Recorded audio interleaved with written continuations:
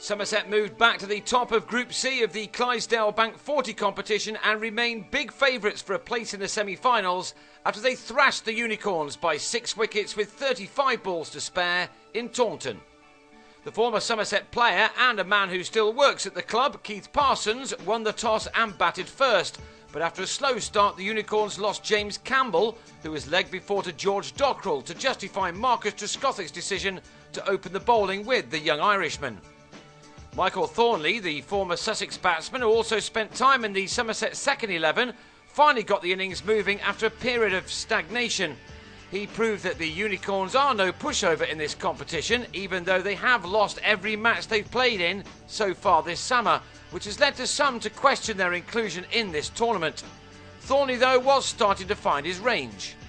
He dominated a second wicket stand of 44 with James Ord, who was out for 8, when he pulled a short delivery from Max Waller to Dockrell in the 11th over. Somerset were right on top when South African Jayden Levitt holed out to Arul Sapire off Peter Trigo, having scored just 6, to leave the visitors on 62 for 3 after 16 overs. Trescothick, as he did in the game against Notts earlier this week, held back the bowling power play and took it after Parsons arrived at the crease. The Taunton-born man, or Mr. Somerset, tried to take advantage.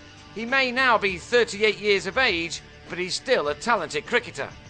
Thornley, meanwhile, arrived at his half-century with his 7th 4 off his 61st delivery. It had been a very good knock from him, and he wasn't finished yet.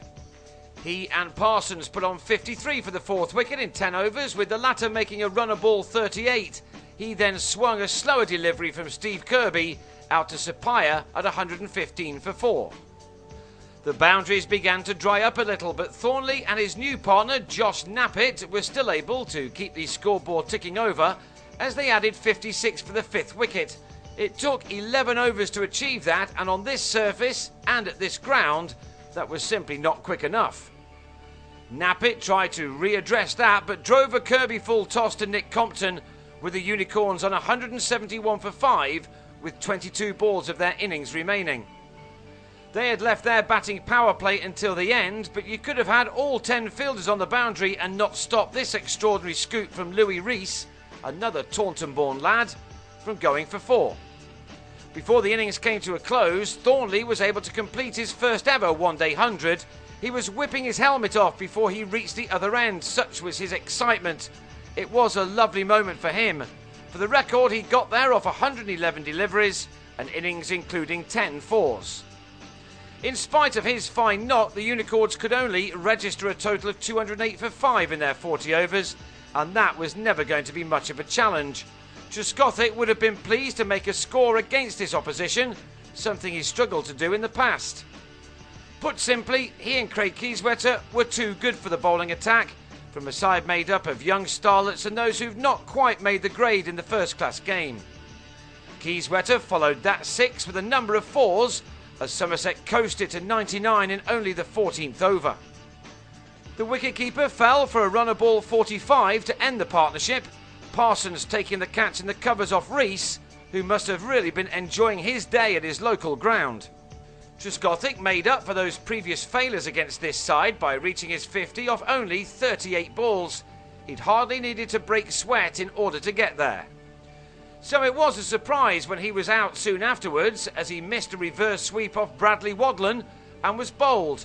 Removing the Somerset skipper is always a great achievement for a bowler, but for Wadland this was especially thrilling as he was making his debut.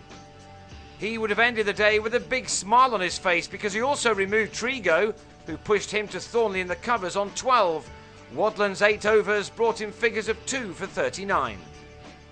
Few of the other members of the Unicorns' attack could match him, and so with Wadland now rested, Somerset could ease towards their target with Compton, who was awarded his county cap during the interval, and James Hildreth batting untroubled.